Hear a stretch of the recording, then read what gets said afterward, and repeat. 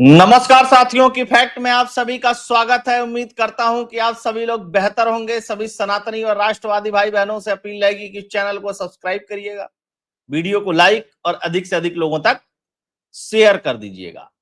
एक कहावत है कि हर कोई झुकता है, झुकाने वाला चाहिए, और जो झुकाने वाला है उसके अंदर ईमानदारी होनी चाहिए, उसके अंदर सच्चाई होनी चाहिए। आराम से सामने वाला झुक जाता है। यही कुछ हाल डोनाल्ड ट्रंप का होता हुआ दिखाई दे रहा है। जैसे ही प्रधानमंत्री नरेंद्र मोदी का चीन का दौरा और उसके साथ जापान का दौरा तय हो गया, उसकी डेट आ गई, उसका समय आ गया, डोनाल्ड ट्रंप घबराने लगा। ट्रंप अगर दुनिया में किसी 3 देशों से घबरा रहा है आज के डेट में, तो एक है रूस, एक है चीन, एक है भारत। और ये तीनों एक खेमे में जाकर के खड़े हुए दिखाई दे रहे हैं इस समय वैश्विक स्तर पे। और पूरे दुनिया में एक तरीके की खलबली है। खलबली क्यों है? क्योंकि सबको लगता है कि भारत, रूस और चीन इकट्ठा हो गए, साथ में ब्राजील भी है, ईरान भी है, उत्तर कोरिया भी है। तो जो वर्ल्ड ऑर्डर है वो बहुत आराम से सब चेंज कर लेंगे, क्योंकि इनके पास टेक्नोलॉजी भी है, पैसा भी है, लोग भी हैं, खाना भी है, तेल भी है, और डिफेंस सेक्टर भी इनका ठीक ठाक है। तो ट्रंप घबराया हुआ क्यों है? क्योंकि ट्रंप की पॉलिसी ये थी कि भारत के ऊपर दबाव डालेंगे, उल्टा सीधा बकवास करेंगे, 50% टैरिफ लगा देंगे। जैसे दुनिया के बड़े बड़े देश, चाहे वो साउथ कोरिया हो, चाहे जापान हो, चाहे ऑस्ट्रेलिया हो, ये सब भाग करके जाएंगे। पूरा यूरोपियन कंट्री हो, भाग करके जाएंगे, कहेंगे दादा हमें माफ करो, जो तुम कहो हम उसी को मानेंगे। भारत ने कहा नहीं यार, मनमानी तुम्हारी नहीं चलेगी, तुम्हें जितनी बकवास करनी है वो कर लो। अच्छा, एक और सिमिलरिटी मैं बता दूं भारत में चल रही है। उधर ट्रंप जितना बौखलाया हुआ है, उससे ज्यादा भारत के अंदर राहुल गांधी बौखलाया हुआ है। उसकी भाषा, उसकी शब्दावली, उसकी भाषा शैली देखिएगा। उसको लगता है इस तरीके की भाषा शैली के साथ वो इस देश का प्रधानमंत्री बन जाएगा, तो यह कदापि और कतई कभी नहीं हो सकता। भारत में कुछ खरबूजे टाइप के लोग जो हैं, वो ये गलतफहमी पाले हुए हैं कि भारत में बांग्लादेश हो जाएगा। तो याद रखना, भारतीय जनता पार्टी, आरएसएस, इस देश की सेना और पुलिस ऐसा भूसा भरेगी ना कि जिंदगी में कभी भी आंदोलन का नाम नहीं लोगे। खैर, विषयांतर हो रहा हूं, फिर से विषय पे आता हूं। तो अमेरिका के सुर कैसे बदले? अमेरिका का एक वित्त मंत्री है, स्कॉट बेसेंट नाम है उसका। जब ट्रंप का मुलाकात पुतिन के साथ हो रही थी, ट्रंप की मुलाकात अलास्का में, उससे पहले उसने बयान दिया था कि अगर ये डील नहीं हो पाई तो भारत के ऊपर 100% टैरिफ लगा देंगे। उसका सुर बदला हुआ है, और वो ट्रंप का सबसे करीबी लोगों में से एक है। जो अमेरिका का वित्त मंत्री है, वहां पे फाइनेंस सेक्रेटरी कहा जाता है, वो ट्रंप का सबसे करीबी है। कहा जाता है कि ट्रंप और उसके बोलने में बहुत अंतर नहीं है। जेडी वेंस तो हो सकता है कि थोड़ा बहुत दाएं बाएं बोल ले, जो उपराष्ट्रपति है, लेकिन वो वही बोलता है जो ट्रंप बुलवाना चाहता है या ट्रंप जो कहता है।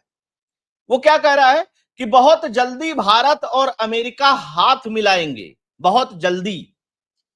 क्यों भाई, हेकड़ी ढीली हो गई? भारत के ऊपर यह टैरिफ जो है अपॉर्चुनिटी की तरह है। देखिए, जब तक आप दूसरे के ऊपर निर्भर रहेंगे, तब तक आप इसी तरीके से धोखा खाएंगे। अरे भाई, पता नहीं कौन किस देश में कब प्रधानमंत्री, राष्ट्रपति आ जाए, वो कहे टैरिफ लगा दो, ये बैन कर दो, उसके यहां से मत लो, इसके यहां से मत लो। तो 150 करोड़ हम हैं, हमारे अंदर क्षमताएं हैं, लेकिन हम जब दूसरे पे आश्रित हो जाते हैं तो उन क्षमताओं को भूल जाते हैं। याद रखिएगा, जब पोखरण में परमाणु परीक्षण अटल बिहारी वाजपेयी ने किया था, तब अमेरिका ने ही नहीं, यूरोप के देश, जापान, ऑस्ट्रेलिया, सबने हमारे ऊपर सेंक्शन लगा दिया। टैरिफ नहीं, सेंक्शन ही लगा दिया। तब अजीत डोभाल ने एक बात कही थी, एपीजे अब्दुल कलाम, अजीत डोभाल और भी कई सारे लोग बैठे हुए थे।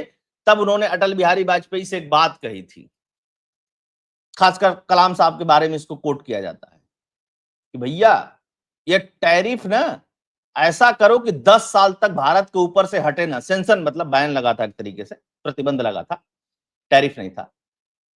10 साल तक ना हटे। लोग चौंक गए कि क्यों 10 साल तक ना हटे। तो उन्होंने कहा अगर 10 साल तक नहीं हटेगा तो भारत 4 गुना गति से तरक्की करेगा। यही हाल अब भी है। बहुत सारे लोगों को लग रहा है हाँ तुरंत तो नुकसान होगा, इसमें कोई दो राय नहीं है, तुरंत नुकसान होगा इस टैरिफ से। बहुत सारे लोगों की जॉब भी जा सकती है, नुकसान भी हो सकता है, सब कुछ होगा। लेकिन कुछ ही समय बाद आप देखेंगे इसका भारत को बहुत बड़ा फायदा मिलेगा। मार्केट तो हम ढूंढ ही रहे हैं दूसरी जगह बेचने का, वो एक अलग मसला है। लेकिन भारत आत्मनिर्भरता की तरफ बढ़ने लगेगा। प्रधानमंत्री आप देखिए लगातार क्या बोल रहे हैं, स्वदेशी अपनाओ, लगातार खुल करके बोल रहे हैं। और यह स्वदेशी अपनाओ धीरे धीरे धीरे धीरे रफ्तार पकड़ लिया तो आप मान करके चलिए कि ट्रंप जैसे पता नहीं कितने और अमेरिका जैसे पता नहीं कितने देशों की हेकड़ी जो है वो तुरंत खत्म हो जाएगी। अच्छा, आइए क्या क्या हुआ है। मतलब वर्ल्ड पॉलिटिक्स में तो गुरु इस समय धमाका चल रहा है। आखिरकार एक साथ आ जाएंगे। भारत पर 50% टैरिफ वाले अमेरिका के बदलने लगे सुर। अमेरिका के वित्त मंत्री ने कहा कि यह बहुत ही जटिल रिश्ता है। राष्ट्रपति ट्रंप और प्रधानमंत्री मोदी के बीच में बहुत अच्छे संबंध है। कितने अच्छे संबंध है बेटा, इसके बारे में तो हम लोग जानते ही हैं। 4 बार फोन नहीं उठाया और वो उधर से बैठ करके बकवास कर रहा है। उन्होंने फिर बातचीत की गति का जिक्र किया। एक अमेरिकी प्रतिनिधि मंडल ने इस हफ्ते छठे वार्ता के लिए नई दिल्ली आने वाली थी जो रद्द हो गया। मतलब इसके कहने का मतलब यह है कि भारत ने ही अभी सब कुछ किया है, हमने अभी कुछ किया नहीं है। अच्छा, अमेरिकी वित्त मंत्री बोले भारत से अच्छा समझौता कर सकते हैं, दोनों देशों के रिश्ते अच्छे हैं। 50% टैरिफ पर भारत बोला हमें जानबूझ करके टारगेट किया गया है। भारत ने कहा हमें जानबूझ करके टारगेट किया गया है। भारत के साथ टैरिफ विवाद के बीच अमेरिका को उम्मीद है कि वह भारत के साथ अच्छा समझौता कर सकता है। अमेरिका के वित्त मंत्री स्कॉट बेसेंट ने बुधवार को एक इंटरव्यू में कहा कि भारत अमेरिका के रिश्ते काफी पेचीदा है, लेकिन उन्हें भरोसा है कि दोनों देश आखिरकार एक साथ आएंगे। यह दुनिया में सबसे मतलब जो भारत पर टैरिफ इस समय लगा हुआ है दुनिया में सबसे ज्यादा है। इसे लेकर के भारत के विदेश राज्य मंत्री कीर्तिवर्धन सिंह ने कहा कि अमेरिका ने जानबूझकर के भारत को अलग से टारगेट किया है, जबकि और भी देश रूस से तेल खरीद रहे हैं। ठीक, ये हमारे जयशंकर साहब ने भी कहा। अभी बहुत रोचक बात बताऊंगा। भारत दुनिया का सबसे बड़ा लोकतंत्र है और अमेरिका सबसे बड़ी अर्थव्यवस्था। मुझे लगता है आखिरकार हम एक साथ आ ही जाएंगे। क्यों भाई, तू तो 100% टैरिफ लगा रहा था ना, लगा तू 100% टैरिफ। एक बार अमेरिका और ट्रंप की गलतफहमी दूर ही हो जाए, और मैं बता रहा हूं कोई और दूर नहीं करेगा, मोदी ही दूर करेंगे। और मैं शुरू से कह रहा हूं, हालांकि कई सारे लोग अब बताने लगे हैं कि इससे भारत की जो मैन्युफैक्चरिंग सेक्टर है और सारी चीजें बहुत सुधर जाएंगी, क्योंकि भारत पे जब तक इस तरीके का बैन प्रतिबंध कुछ लगता नहीं है तब तक भारत जागता नहीं है बजरंगबली की तरह, है ना। याद दिलाना पड़ता है तुम बहुत ताकतवर हो। ये बात मैं शुरू से कह रहा हूं, अरे 500% लगा दो। हालांकि अब तो बहुत सारे लोग कहने लगे हैं। खैर, एस जयशंकर के एक बयान को वहां के एक मीडिया पर्सन ने कोट करते हुए अमेरिका के वित्त मंत्री से सवाल पूछा। सवाल क्या पूछा? फॉक्स बिजनेस टीवी चैनल को इंटरव्यू दे रहे थे। पूछा गया कि भारत और अमेरिका के बीच टैरिफ और रूसी तेल खरीद को लेकर के यह सवाल था। एंकर ने पूछा कि भारत के विदेश मंत्री एस जयशंकर ने हाल में ही कहा कि अगर अमेरिका को भारत से रूस से तेल खरीदने की दिक्कत है तो अमेरिका भारत से रिफाइंड तेल खरीदना बंद कर दे। इस पर आपकी क्या राय है? सीधे सीधे इस क्वेश्चन को टाल गया वह व्यक्ति, जबकि यह ऐसा व्यक्ति है, ये लोग क्वेश्चन नहीं टालते हैं।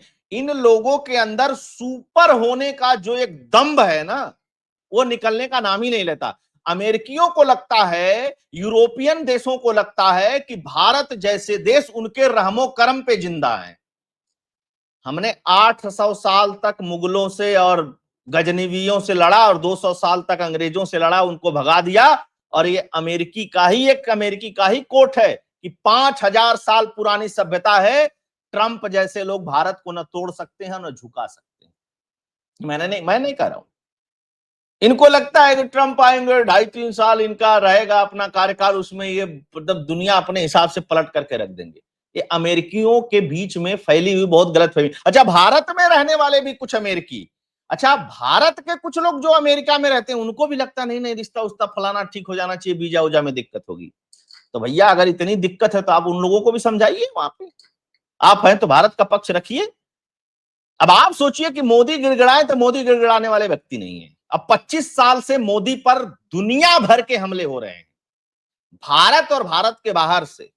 नया नहीं है मोदी के लिए झेलना, मोदी के लिए दबाव झेलना नया नहीं। वो व्यक्ति मंच से कहता है कि चाहे जितना दबाव आए झेलने की ताकत को बढ़ाते रहेंगे। यह बात जानते हैं कौन कहता है? परिपक्व लीडर कहता है। हाँ, मोदी ट्रंप की तरह आज शाम को गाय, सुबह को भैंस, परसों बैल, ये नहीं करते। मैच्योर पॉलिटिशियन कैसे होता है और किस तरीके का होता है, यह मोदी दर्शाते हैं बार बार। अभी देख लीजिए, फिनलैंड के राष्ट्रपति से बात हुई है, बहुत अच्छी कन्वर्सेशन हुई है। हम बड़ा माल बेचते हैं उनको, थोड़ा माल उधर भी ढकेल देंगे। खैर, अच्छा, इस सवाल के जवाब में वित्त मंत्री ने कहा कि भारत दुनिया का सबसे बड़ा लोकतंत्र है और अमेरिका सबसे बड़ी अर्थव्यवस्था, हम लोग साथ आ जाएंगे। मतलब जयशंकर के बयान को सीधे सीधे यह व्यक्ति टाल गया। क्यों टाल गया, अब आप समझ सकते हैं।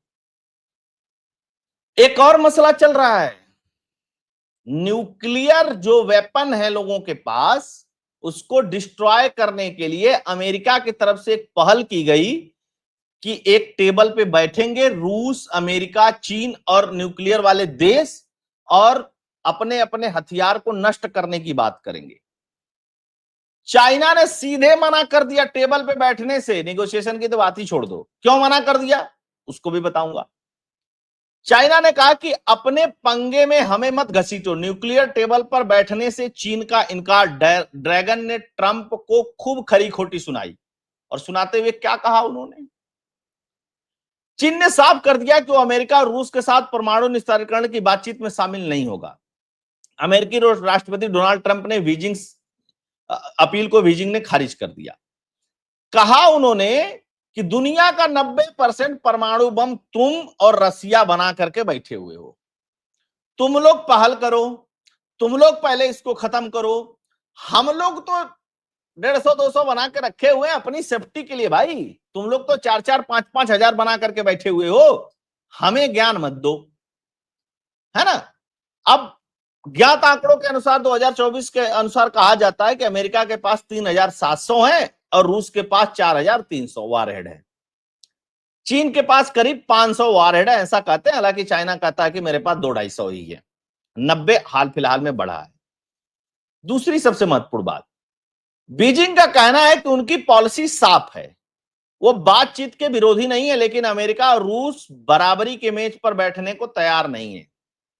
ठीक है, अमेरिका और रूस की बराबरी की मेज पर बैठने को तैयार नहीं, क्योंकि हमारे पास उनके बराबर परमाणु वारहेड नहीं है। तो अनावश्यक दबाव डालने की कोशिश ट्रंप न करें, होश में रहें। अब इसका क्या मतलब है? इसका मतलब बहुत साफ साफ है